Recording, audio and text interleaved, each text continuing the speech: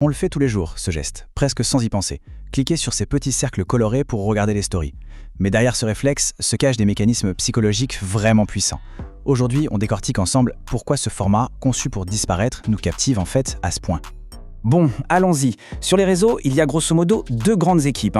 D'un côté, ceux qu'on pourrait appeler les performeurs, qui postent des petits bouts de leur vie sans arrêt, et de l'autre, les observateurs. Eux, ils ne postent jamais rien, mais alors rien. Par contre, ils regardent tout. Ce qui est intéressant, c'est que, qu'on soit sur scène ou dans le public, on est tous pris dans le même jeu. Et ça nous amène à la question centrale. Pourquoi ? Pourquoi est-on à ce point investi dans un format qui est, par définition, destiné à s'effacer ? C'est quand même un paradoxe, non ? Eh bien la réponse, elle est fascinante. Elle se trouve dans des mécanismes psychologiques très précis, les mêmes, tenez-vous bien, qu'on retrouve dans les casinos, mais aussi dans la façon dont on construit notre propre identité et dans notre besoin le plus fondamental, exister dans le regard des autres. Pour vraiment comprendre le succès fou des stories, il faut d'abord faire un petit retour en arrière, à l'époque où les réseaux sociaux, c'était pas du tout la même chose. Au début, chaque post semblait gravé dans le marbre, pour l'éternité. La pression pour que tout soit parfait était énorme. Nos profils, c'était un peu comme des musées personnels. Et face à ça, beaucoup de gens ont juste arrêté de poster en se disant « si c'est pas parfait, à quoi bon ?» Et puis, Snapchat est arrivé avec une idée de génie, du contenu qui disparaît. Et là, tout a changé. D'un coup, la pression est retombée, ce format a été repris partout et il a transformé nos profils de musées un peu froids en salons beaucoup plus chaleureux où on a le droit de partager le quotidien, le banal. En fait, une story, ça envoie 3 messages inconscients à notre cerveau. Le premier, vas-y, c'est rapide, te prends pas la tête. Le deuxième, c'est pas grave, de toute façon, ça va disparaître. Et le troisième, c'est de l'authentique, c'est pas une pièce de musée. Et voilà comment la story a fait sauter le verrou qui nous empêchait de partager les petits riens de notre vie.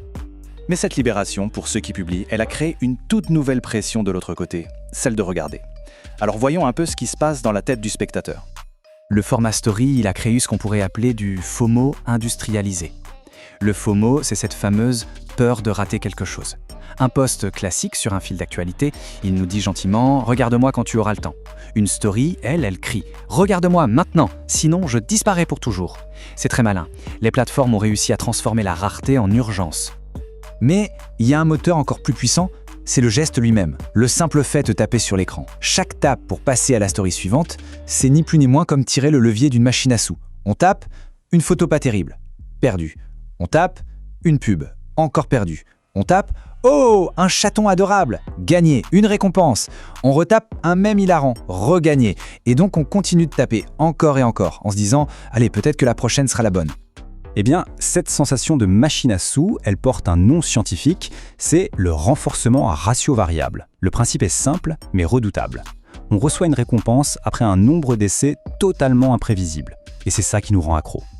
Le point le plus important à comprendre, c'est qu'on ne devient pas accro au contenu, mais à l'action. On devient accro au tape. D'accord, mais dans ce grand casino numérique, on n'est pas que des joueurs. On est aussi les machines à sous des autres.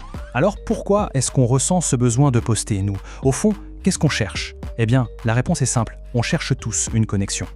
Il faut voir une story comme un ping sonar social. C'est une très belle image. Quand on poste à la photo de son café, le but c'est rarement de montrer le café.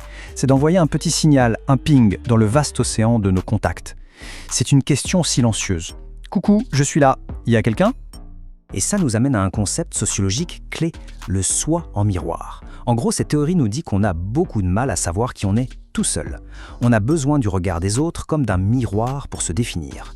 Notre identité se construit sur l'image qu'on s'imagine que les autres ont de nous. Du coup, une réponse à une story, même un simple emoji, c'est bien plus qu'une réaction, c'est une validation. C'est l'autre qui nous dit « je t'ai vu » et ça nous donne le sentiment d'exister. Mais les stories, ça va encore plus loin que ce besoin de connexion. C'est aussi un outil extrêmement puissant pour construire, pour sculpter notre propre identité. On utilise des stories pour façonner la perception des autres, pour qu'ils nous renvoient une image de nous qui nous plaît, ou vers laquelle on tend. Par exemple, quelqu'un qui aspire à être plus cultivé va poster une photo d'un livre, et le signal envoyé c'est « je suis quelqu'un qui lit ». Quelqu'un qui veut se mettre en forme va poster un selfie à la salle de sport, pour dire « je suis quelqu'un d'actif ». On veut être vu comme plus sociable, on poste une photo d'une soirée entre amis pour signaler « je suis quelqu'un qui a une vie sociale ». Et c'est ça, le point qui est absolument crucial. Une story ne montre pas forcément qui on est à l'instant T. Très souvent, elle montre la personne qu'on essaie de devenir. C'est une projection. Et à force de projeter cette image, les autres finissent par nous voir de cette façon. Et on finit par se comporter nous-mêmes comme cette version de nous. Bon, maintenant qu'on a toutes ces pièces du puzzle, on peut les assembler pour voir ce que ça nous dit de l'expérience humaine qu'on partage tous, finalement.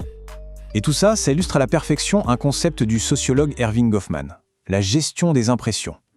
Il dit qu'on a tous une scène, la version de nous-mêmes qu'on présente au public, et des coulisses, notre réalité privée, non éditée, celle qu'on cache. Et bien nos stories, c'est notre scène. Et quand on réalise que tout le monde, absolument tout le monde, gère sa propre scène, ça ne devrait pas nous rendre cyniques. Au contraire, ça devrait être réconfortant. Ça nous enlève un poids énorme, non? Personne n'est seul dans son coin à essayer de bricoler son image pour se sentir validé. En fait, on est tous dans le même bateau. Alors la prochaine fois qu'on verra ce petit cercle de couleurs autour d'une photo de profil, on pourra peut-être se souvenir que derrière l'écran, il y a juste un autre être humain. Un être humain qui envoie un petit signal dans l'océan et qui, comme tout le monde, espère simplement recevoir en retour une réponse toute simple « Je te vois ».